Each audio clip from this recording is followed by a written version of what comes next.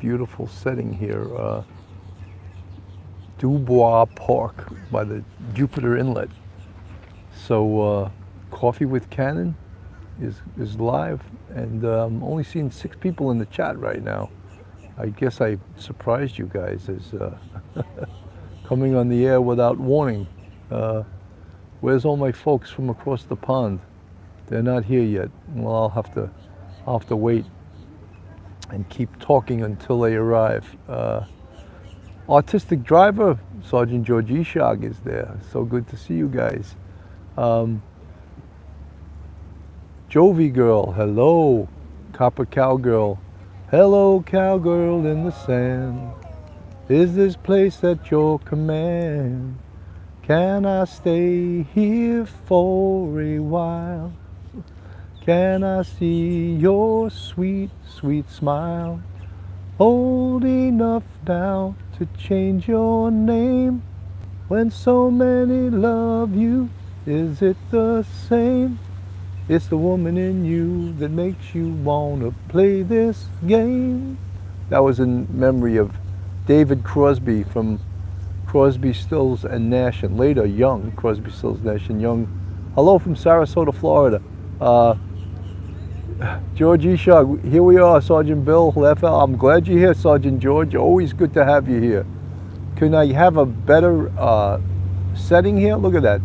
Look at these boats going by.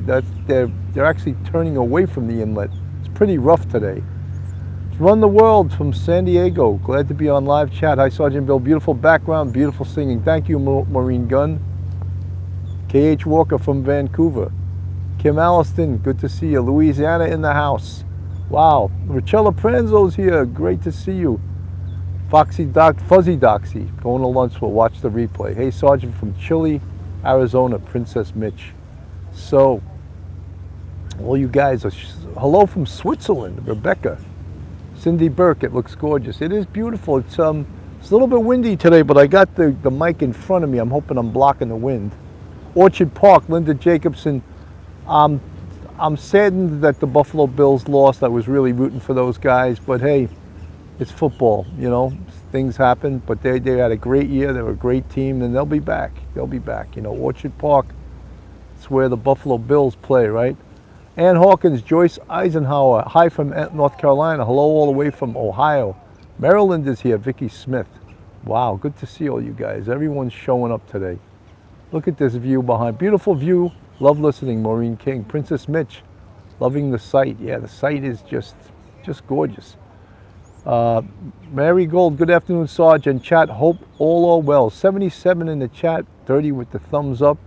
Hi from Destin. Destin's close by. Draga Pro saying, glad you're streaming from the inlet, because in all honesty, in no way would I ever contemplate streaming that close to the ocean. That's me. Well, what determines whether I stream from here are 2 things. One is the bars, the Wi-Fi signal, which I'm getting 5 bars, which is incredible. And the second thing is the wind. And the wind's a little bit high, but I got the microphone in front of me, and I'm facing, my back is facing where the wind is coming from, so I'm blocking most of the wind. So, Jesus loves me. Thank you, Kim. 89 in the chat, 40 with the thumbs up. So guys, I'm gonna do a live tonight at 6:30. I'm all set up, I'm ready to go. My wife sent me her laptop. My laptop is in repair. I don't know, these people from Lenovo, their idea of repair and my idea of repair, I don't know if it's the same thing. You guys didn't lose me, did you? Someone saying they lost me? You're not losing the signal, are we? You guys hearing me? You hearing me okay? I'm not seeing the folks. I'm seeing, no, Mystique, no, okay, I'm back, I'm on the screen.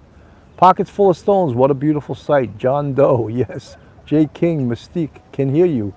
No, I hear and see you, good. Hear you loud and clear.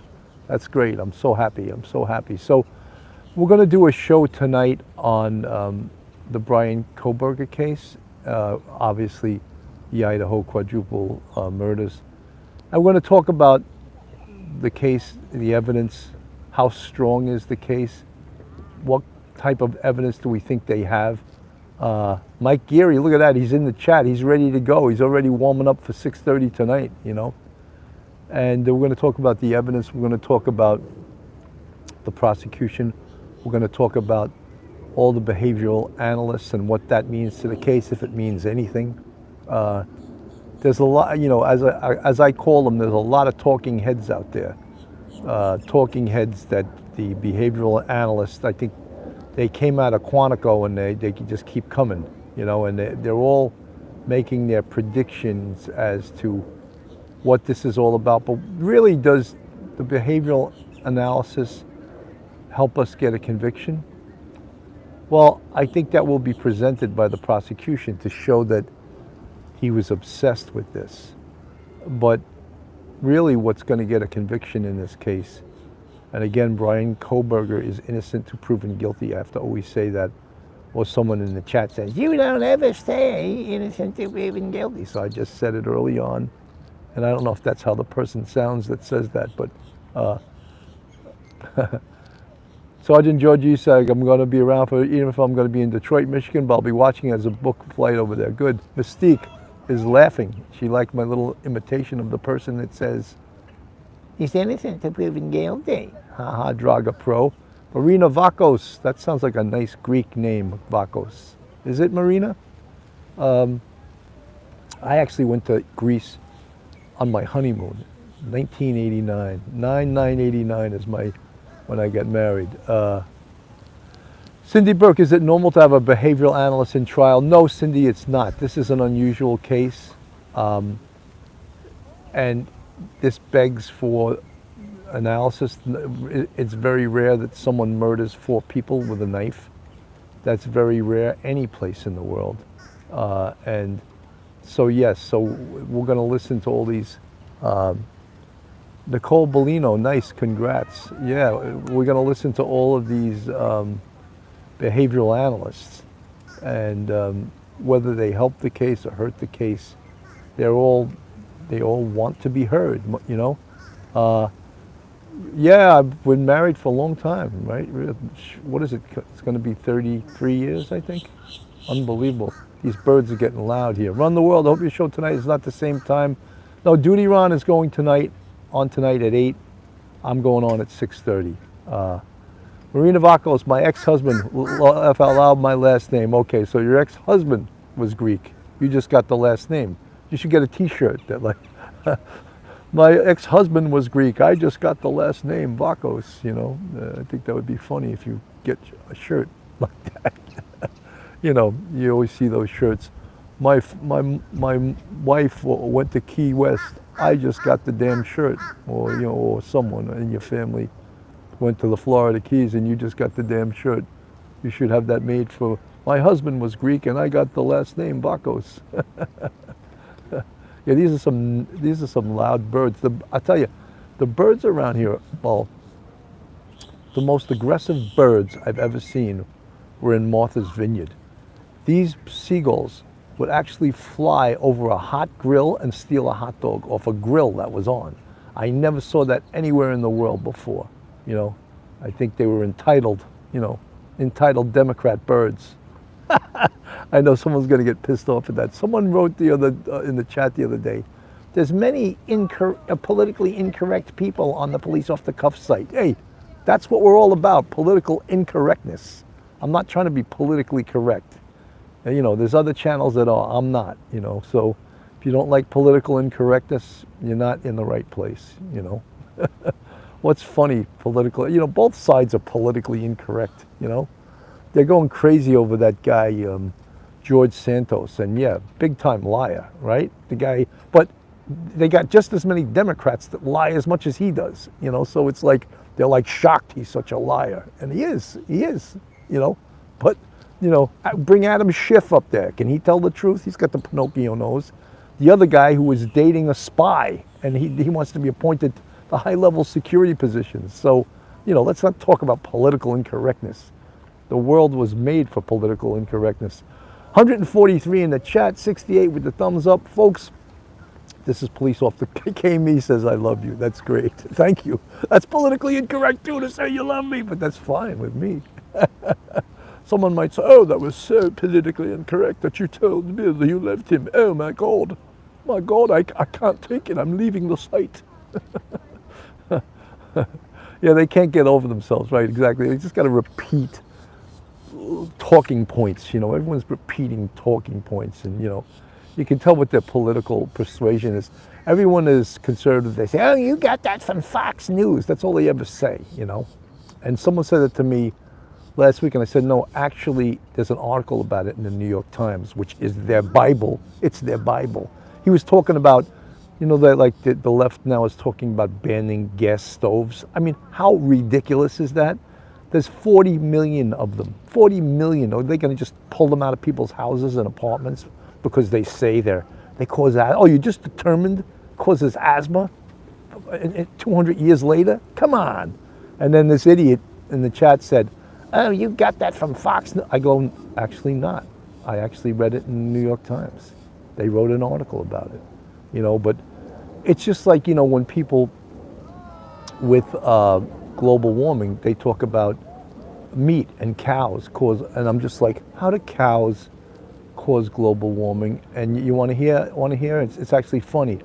Cow flatulence, which is the medical term for farting, cow farts and with the methane gas cause global warming. So the tree huggers want to ban cows and ban eating meat because cows are contributing to global warming. Can you believe that?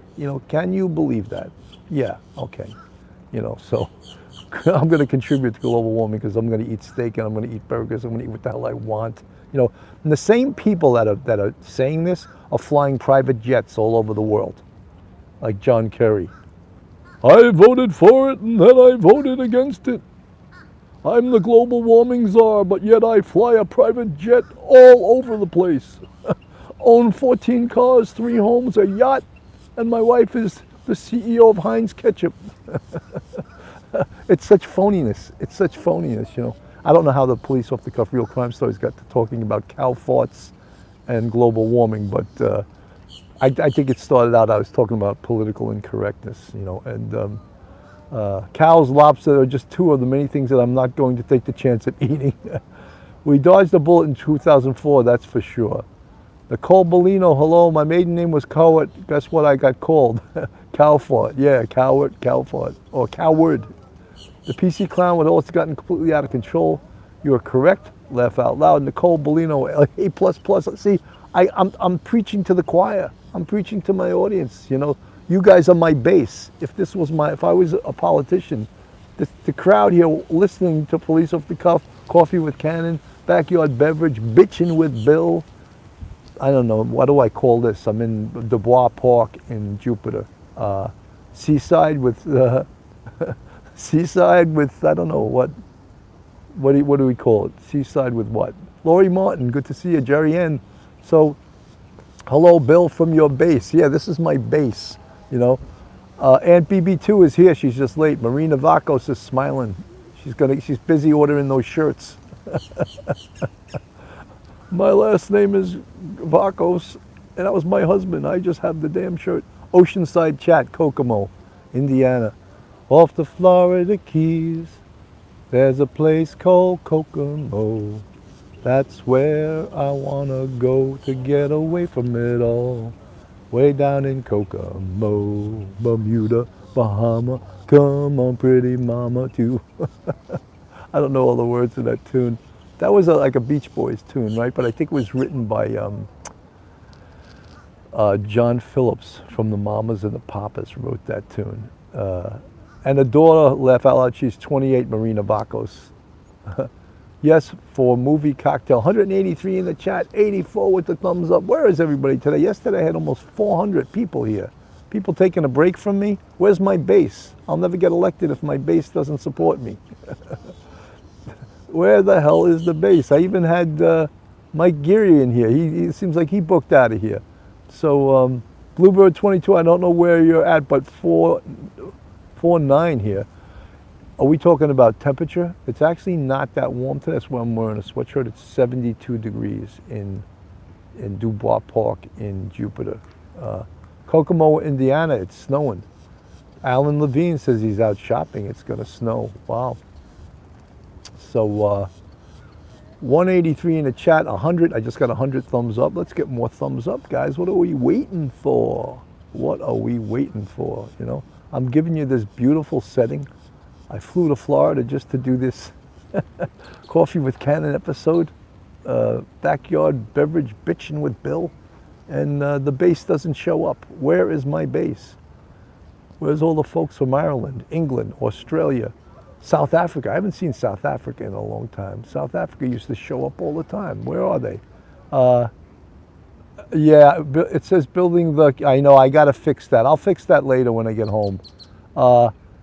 Marina Vaco's 39 here in Northern Kentucky. Jesus loves me, up already. Jersey Devil, I'm here, Sarge. Good to see you, Jersey Devil.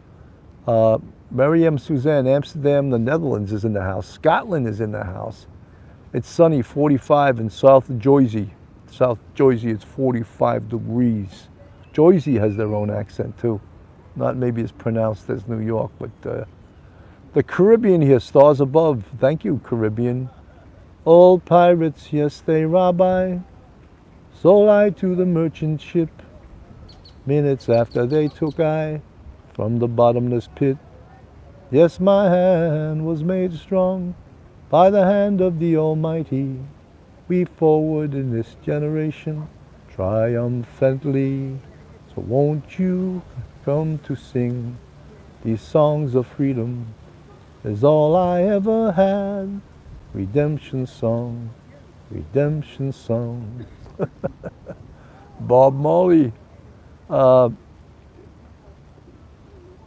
Diane S., Laurie Martin, good to see you. Jesus loves me, amen. Amy in Boston, sing Steve Miller Band. I'm singing now, it's fun here. The Pirates are in Tampa right now, trying to get the key from the mayor. In Tampa. 39 in Westchester. Long live Bob, one love. Love your songs, thank you. I'm from Westchester. What would you say, it was 49 in Westchester? Wow, rest in peace, Bob Marley. Great music. Didn't one of his sons recently die? Bob Marley, I think he did. I'm not sure which son. I know he has a son, Ziggy, that's a very talented musician, but that's not the one. Hi, Sergeant Bill, your shirt looks like fish. Nice. This is actually my homicide sweatshirt. There we go. Oh, you're looking at this shirt. Yeah, the shirt I have underneath. That's all I wear. Wow, what sort of voice? I love when you sing. You're terrific. Thank you. Amy in Boston. Good to see you. Please come to Boston for the springtime. I'm staying here with some friends and we got lots of room. We live on a house that looks out over the ocean. And we lie awake at night and see the stars in the sky. Please come to Boston, she said no. Or don't you come home to me. Oh, rambling boy, why don't you settle down? Boston ain't your kind of town. There ain't no gold and there ain't nobody like me. I'm the #1 fan of the man from Tennessee. That was a great tune. Great song, right?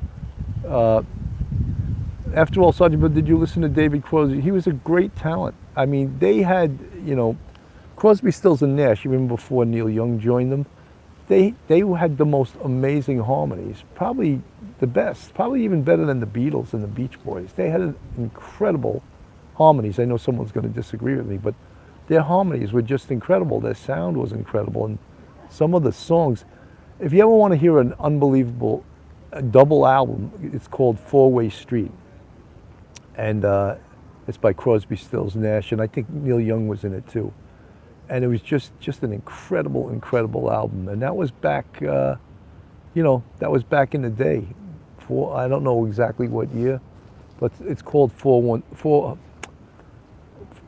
Now I'm not thinking. It's 4 ways. What am I thinking of now? I can't think of what I just said. The double album by Crosby, Stills, Nash and Young. Four-Way Street, was that it? Now I'm forgetting it. But incredible, incredible, incredible album. Four-Way Street, right, okay. Just joining, greetings, Martha Minor, good to see you, Martha. Wendy Wells, and then Harsh from Prime Suspect to Critical Witnesses. He said he heard a male yell and saw a car a lot. Four-Way Street, that's it. Lovely singing, Sergeant Bill. It's me, all sound Southern considering you're from New York. Richella Pranzo, can't type while working out. That's okay, Richella. You get a bye, you get a pass. Four-way street, Lori Martin. That's right. I don't know. I said it in the beginning, and I had like a brain fart where I couldn't, talking about cow farts, I just had a brain fart and I couldn't remember it. Lisa Nia, Bill, did you see the Petitos won today? I didn't see it. I saw something about the case, and I saw something about that the attorney for the laundries was going to get sued too, Steve Bertolino. I don't know what happened with that. I'll have to catch up on the news when I get home, but he's the one that advised the family to do what they did, which, in my opinion, ultimately led to the suicide of Brian Laundrie. And BB2, Bertolino was added to the lawsuit. Wow. Hope he has insurance because he's going to pay, you know.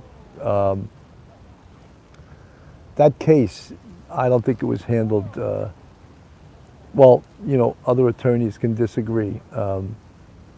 Yeah, Martha Mine, I have all those old albums, but what, you know, they're just sort of in a box, you know, who even has a turntable anymore, right?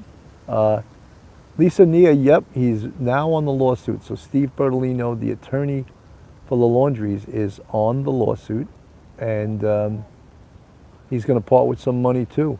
Lori Martin, Southern Man, great. Meezy Mom, we have a turntable? Wow, I don't know many people that have a turntable anymore, you know. If you want to still play, look, you can't even really buy CDs anymore, right? Everything's on Spotify, or you can get the electronic version of whatever album. I don't even know how they sell them anymore. You know, a lot of these albums go straight to like Spotify, and the artists get pissed off. You ever hear Van Morrison talk about it? He gets pissed, man. I saw him interviewed, and they were like, "So Van, how you been doing?" He goes, "Not so good." And they're like, "Well, what's the matter, Van? I can't make any money. I do a recording, and they steal it from me. I can't make any money anymore." And I'm like, I'm sure Van Morrison's probably worth, I don't know, I can't even imagine what he's worth. He's, you know, that song Brown Eyed Girl plays on every radio station 24/7. He probably makes millions of dollars a year just on that song, you know. He's written some amazing tunes too, tunes that you would never think that he wrote because other artists made them famous. Have I told you lately? Everyone would think that was made or written by Rod Stewart, but Van Morrison wrote that, you know, and crazy, you know. Now, of course, when I'm thinking of Van Morrison songs, Martha Mine, I have a stereo system with a turntable from the 80s. It's, yeah, but you know, it's like once you start, you hear the sound of how music's made today, even a little bit of scratching from the needle on vinyl you get, you know, when you hear that hiss from the needle going across the record, it's like we get spoiled. It's like, you know, it's not okay. Rick Borgia, records are making a comeback with the kids. Well, Shalane Thomason, Van Morrison, 90 million. Is that what he's worth, 90 million? I bet he's worth more than that. He's like, I think they said the richest man in Ireland, the richest citizen is Liam Neeson. And then what is Van Morrison second? I don't know. I would have thought Van's worth even more, you know. He's cranked out those hits forever, you know. B. Stewart, turning off. Hey, Erica. Hello, Erica, Sergeant George Ishag. I guess, you know, sometimes, has the time from 4:04 to 4:20 been changed? I heard someone say 6 minutes to kill. My show tonight is going to be on at 6:30. 6:30, guys, and I'll be on duty. Ron is going on at 8 p.m. with Ed Wallace, and I believe they have a guest coming on who's going to talk about some amazing evidence collection device. I forget exactly what it's called, some kind of vacuum that actually can vacuum up evidence and then reproduce the evidence, save the evidence. It's an amazing technology, but that's what they're going to talk about tonight. Rick Borgia, Sergeant Bell, I missed you really. Erica Olson, hello, hope you're doing great. I'm glad you guys missed me, that have missed my show because of my technical difficulties. After all, people's love is more valuable than millions. Yeah, I guess, but I'll take some of the money too. That's politically incorrect too, you know. Money, being rich is politically incorrect. You know, I'm not rich, but people that are rich, other people resent them. Like, oh, you should give your money away, you know. You hear them. MVAC, Cindy Wigglesworth, yes. The guest is going to talk about MVAC tonight on Duty Ron's show. Someone was just saying it almost seems like the judge in the Idaho case is protecting the defendant with some of these gag orders. And I'll tell you something, there's a possibility of that. And it's not an unwise thing to do, because this case is a death penalty case. So anything perceived not done correctly by the prosecution, there can be an appeal. And this case could be turned, reversed if it does get a conviction. It could be reversed on appeal because it is a death penalty case. So that's why the judge in this case wants to do everything correctly and maybe even overcompensating. You know who's really the most peed off about these gag orders is the press. Because the press knows that the police and the prosecutors and the victims' attorneys can't talk to them about things that they have found out. That's how in-depth. Jackie, good to see you. We'll catch up on later lives tomorrow. I'm from England. Thank you. I like your work. Thank you. Duty Ron, Sergeant Bill Cannon, the Batman and Robin. The Duty Ron and myself are the Batman and Robin of the Real Crime podcast. That's sort of a nice thing, you know. So, and they can't stand. So there we go, guys. I'm just trying to show you more of the inlet. You can just see the beauty of where I'm sitting right now. I said it like a New Yorker, sitting, where I'm sitting. It's a real effort to speak with minus a New York accent. I don't think I could do it. Folks, this is Police Off the Cuff, Real Crime Stories. Coffee with Cannon, backyard beverage, bitching with Bill, whatever you want to call it. If you're not subscribed to us, go on our YouTube. Hit that subscribe button, give us a thumbs up, ring that bell. We'd love to have you. That lady was on the other day from India. Share it with your country. You got practically 1 billion people there. I could get 1 million new subscribers overnight. They're welcome. Tell them they're welcome to come along. Susan Z, howdy, Police Off the Cuff family and Sergeant Bill. Great to see you. Chef lady, laugh out loud. That's Scott. Good to see all you folks. So tonight at 6:30, myself, Michael Geary, probably Phil will be on with us too.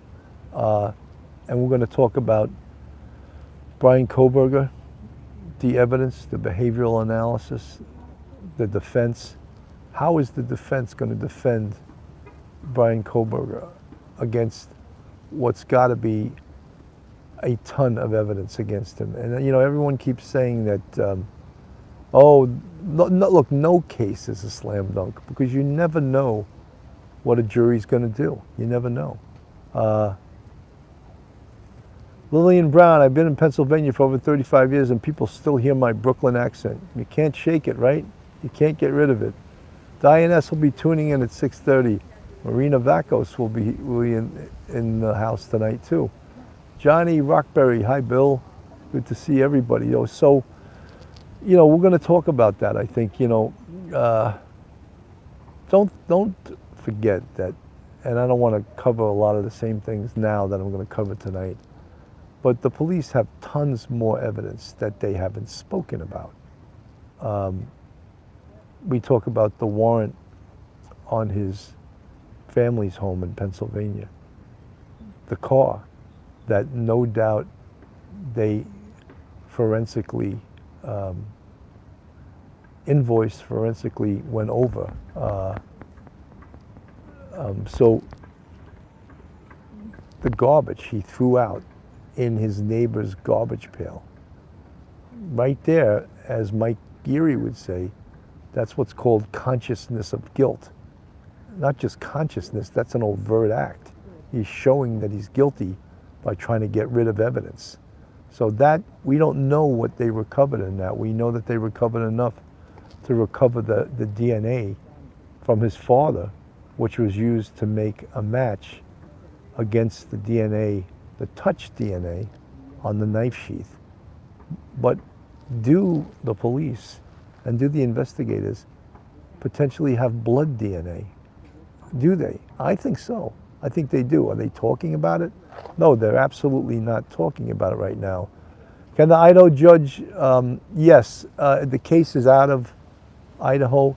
The gag order could extend to the attorney that represented Bryan Kohberger in Pennsylvania for the extradition hearing. Yes, absolutely, it could extend to that. Don't forget, there's also a federal end to this case. The feds, the FBI, will work in this case jointly. They could always use that. The feds have a lot more power in certain areas. So they could use the federal officers, some of their stuff. Like if someone lies to an FBI agent, the FBI can arrest them.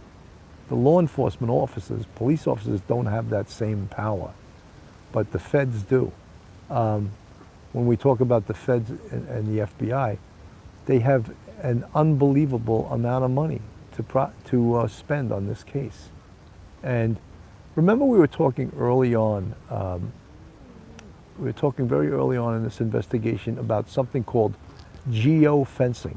Remember that? We mentioned that in the first, I think the day of or the day after this case happened.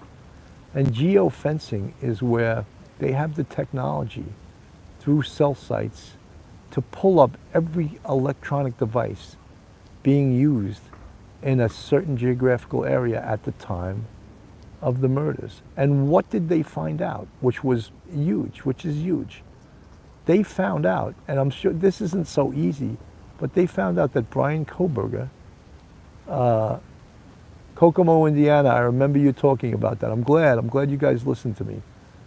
They found out that Bryan Kohberger had turned his phone off on the mornings of the murder at about 2:30 in the morning when in his route toward the homes. And during the whole, remember I told you people, they, even though they're going to do something nefarious, they still want to bring their phone with them. It's like a habit that's hard to break, you know? So he brings his phone with him, but he turns it off, knowing that the police could track him. After the dirty deed was done, and I don't know exactly what time it was, it may have been like 4:30 or 4:45 in the morning, he turned his phone back on. Now, isn't that very, very powerful evidence? It shows, again, I'll use Michael Geary's expression, consciousness. Look at that, Jerry N. Consciousness of guilt. Yeah, he's trying to hide what he's doing. He's trying to cover his steps by turning off his cell phone. Consciousness of guilt, absolutely. How about when he comes back to the crime scene at 9 o'clock in the morning? That is the move of a serial killer. He wants to see what's going on. Are the police there? Who is there? And to his chagrin, there was no one there yet, because it wasn't even called into 911 until almost 12 noon. So just think of that. Is that consciousness of guilt also? That Bryan Kohberger drives back to the crime scene to take a look? Is that very powerful evidence? I think so. How about the fact when he pulled up there, they have his car on video, driving up the block, turning back around, going back down the block, and then parking behind the house with that white Hyundai Elantra that they put out there. And remember, they put out early, not so early in the investigation, they probably had this information much earlier than they had actually put it out there. They put it out there that they were looking for a Hyundai Elantra. I think they said 2011 to 2013. I think the car wound up being a 2015 Hyundai Elantra. So they put that information out there, and it was actually, they were saying, oh, it's just someone we want to talk to. I knew when they put that information out there, that was the perp's car. I knew it right then. And it seemed like they had a real daunting task when they said there was 22,000 Hyundai Elantras in Idaho, in that area. And then it got narrowed down. Remember how it got narrowed down, guys? Remember how it got narrowed down? It got narrowed down through a security officer at Washington State University who started running the Hyundai Elantras. When a student owns a car at almost any university, they have to register it with security in order to get either a plaque or a parking pass or whatever. So Bryan Kohberger's car had, of course, been registered on campus with security. So right away, they knew this car, it belonged to Bryan. No, I'm not going to say right away, pretty fast though. They knew that this car belonged to a student. And then they brought it up and it turned out that he was a doctoral student in criminology. All of those things, like we take for granted when we find out this stuff. Oh, that was so easy to come up. No, none of this investigative stuff is easy or happenstance. It's done, there's a real methodology to conducting an investigation like this and finding out this information. It's no accident. They did a fantastic job. They really did.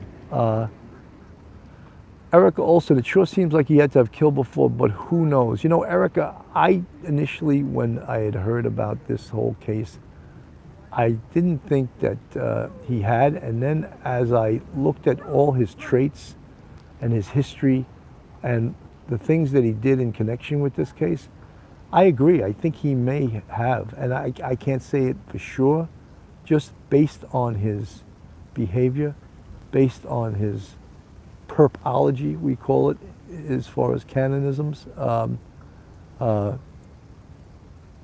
Car guy, I remember reading the neighborhood camera picked up the university sticker on his windshield.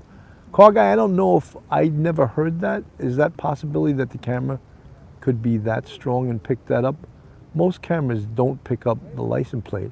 The other thing we found out about his license plate was that because the car was registered in Pennsylvania, it didn't have a front license plate. It wasn't required to have a front license plate in Pennsylvania. That should be standardized too, I think, in every state. Every state should have to have a front and a rear plate. You know, in New York, you have to have a front and a rear plate, but that's how they bill you for Easy Pass now. Well, you have to have an Easy Pass, but if you don't have an Easy Pass, the toll booth takes a picture of your license plate and you're billed for going through the toll. So same thing that with there's traffic devices, red light cameras, speed cameras, they take a picture of your license plate, and that's how you're assessed a violation. I'm sure we're all thrilled with that. I'm sure we all love red light cameras and speed cameras. I do not, I'm saying it sarcastically. But they do serve a purpose in an investigative function also. You know, if a perpetrator car is caught on a red light camera or caught in a speed camera, it's gold in investigations like this. In New York City, they have those license plate readers that are both stationary and mobile. By stationary, I mean there's a couple of them on the different highways. There's one on the West Side Highway, there's one on the East River Drive, and there's a couple by the toll booths, and there's mobile ones that are in radio cars. So radio cars actually drive around, and these cameras scan thousands of plates a minute. And if there's John Q. terrorist out there, it'll spit back that this guy's wanted. This car, this license plate number is wanted. It's being driven by a terrorist, and it's parked or it's moving at this location.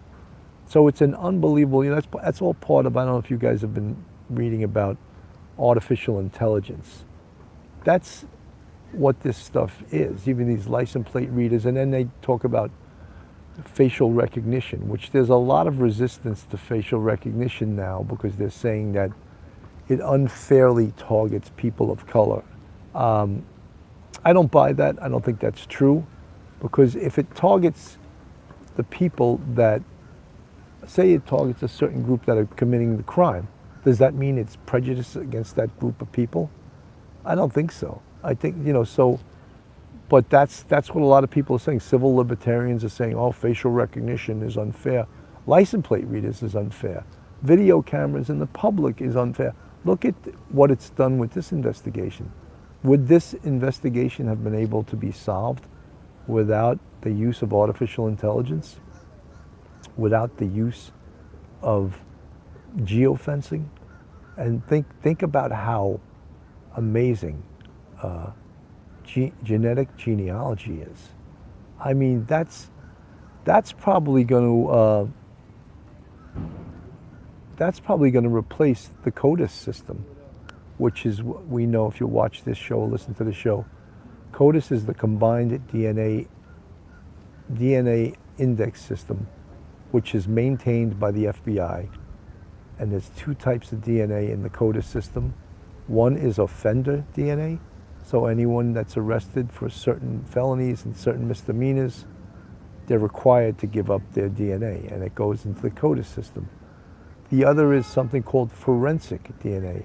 Forensic DNA is DNA that's unidentified DNA that comes from crime scenes, unidentified perps in rapes, unidentified perps in burglaries, unidentified perps in assaults that are felonies, unidentified arsonists, anything like that that's an unidentified perpetrator, that's forensic DNA. PK, giving up freedom for security. I think there are some things that we have to have a checks and balances on this, because after 9/11, I remember George Bush passed the Patriot Act, and that allowed for the federal government to sort of get easy search warrants or conduct easy search warrants in regards to the emergency exception to a search warrant. So yeah, I agree with you. There has to be checks and balances on this. You just can't give law enforcement a blank check. However, some of these tools are unbelievable. You guys have heard of ShotSpotter, right? ShotSpotter is a system that can pinpoint where the gun was fired up to a few feet away. There's people that are saying, oh, that's prejudiced. Oh my God. That's not fair. Oh, okay, because it's targeting the guy who shot the gun. It's finding him for law enforcement. How is that not fair? So all of these things, again, part of artificial intelligence. I'm sure there's ways. Diane S., I don't mind enhanced security. It's okay if they add rules and regs to make it safer for us. Cheers, absolutely. Folks, this is Police Off the Cuff, real crime stories. If you're not subscribed, go on our YouTube, hit that subscribe button, give us a thumbs up, and ring that bell. And if you want to support us, we have a Patreon with 3 different levels, and we also have a YouTube channel membership with, count 'em, 5 different levels. And you could support us financially through our YouTube channel and also through our Patreon channel. You can see the folks here in the green font. They're part of our YouTube channel memberships. And Coco Puff Bear, yo Sarge, I'm here. Iva Harvat, hey. Diane S., we must support a secure and safe country, support law enforcement. John Doe, welcome to 1984. Well, do you give the advantage to the criminal, or do you give the advantage to law enforcement? It seems like in New York State, they're giving the advantage to the criminal, and they're taking it away from the law enforcement. Law enforcement in New York City and Suffolk County, Nassau County, they're all doing their jobs in exemplary fashion. However, where it falls through the cracks is the district attorneys. They're refusing to prosecute. And in addition, the state has a discovery law that is outrageous, that a prosecutor has to give the defense the discovery material within 15 days. It's totally ridiculous. And there was an article in the Post last week, 80-something% of the misdemeanors in New York City are going unprosecuted, because the defense, they just waited out. Oh, they didn't get me the discovery in 15 days, case dismissed. It's outrageous. It is totally outrageous. I have a hope out admiring the ambient. Would switch with you in a minute. Shots fired. Does it pick up fireworks? No, it can differentiate, Kelly D, between a gunshot and fireworks, so it wouldn't identify fireworks. Brilliant live as usual, MJ. Marina Vacos. Wow. Pauline Robb, I'm loving that. It went by too fast. So you guys loving my scenery back here? You loving the Jupiter Inlet? You can see it, just the beginning of it. I see a lot of boats pull up to the front of the inlet, the beginning of the inlet, and turn back around. It's so rough that they just see the inlet. If it's too rough, they turn around and they go back into the channel. And because, you know, it leads, from what I understand, someone told me that Jupiter Inlet is a man-made inlet, and it's rather shallow. So when the ocean meets the bay, the water just churns, and it's almost like a whirlpool. It's crazy. I have a horse. You're in Belfast. CCTV, NPR help solve crimes. It's a no-brainer. Nicole Bellino, beautiful. Florida supports law enforcement. Absolutely, absolutely. Lillian Brown, we're getting snow tomorrow. Kim Alliston, Thomas Jordan, good to see you guys. So yeah, the view is gorgeously beautiful. So again, guys, tonight at 6:30, I'm going to be live streaming on YouTube with Professor Michael Geary, and I believe Detective Phil, straight out of Brooklyn, is going to be on with us too. And it'll be good to get back on the air. We've been down for 4 or 5 days, and this gets addictive after a while. If we don't see you guys, we don't got our infusion of our police off the cuff family, we get a little crazy, you know. Kokomo, Indiana will see us at 6:30. Zoe 143, good morning, beaching with Bill. So good to see everybody. You know, the sun's coming out now. It's still a little bit breezy, but this Love Bug 53, can hardly wait. Nicole Bellino, Marina Vacos. Bring your ex-husband, Marina. Have him subscribe to our YouTube. That's politically incorrect, right? I can't believe I said that, but it was a joke. So I think, Marina, you could laugh at it. Erica Olson, Bill, Phil, and Michael, always good. Thank you, Erica. Nice to talk. Amy in Boston, your lives are so welcome throughout my workday. That's great, Amy in Boston. Trish Talks, Bronx, New York. Kim Allison, God bless, love and prayers always. Marina Vacos, oh no, laugh out loud. So you won't have your husband come on, your ex-husband though, watch the show. I went to OC last summer and all I got was a hangover. Wow. Ann Hawkins, love to see Detective Phil and the Professor. Well, they'll be on tonight at 6:30. John Doe, she only kept name, that's right. And she has the t-shirt now.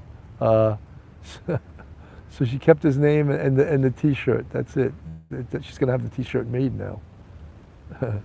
My husband's Greek and all I got was this last name and this damn t-shirt. The Vacos t-shirt. Bill Can, we vet the media. Lou Lemoracco. Yes, hi, Love Bug. You know, Frank Marshall, Bill, you and Phil are the best at this. Thank you so much. Really appreciate that. So what is our thoughts about the whole story about Bryan Kohberger going in the Mad Greek restaurant? Are we thinking now that hasn't been vetted?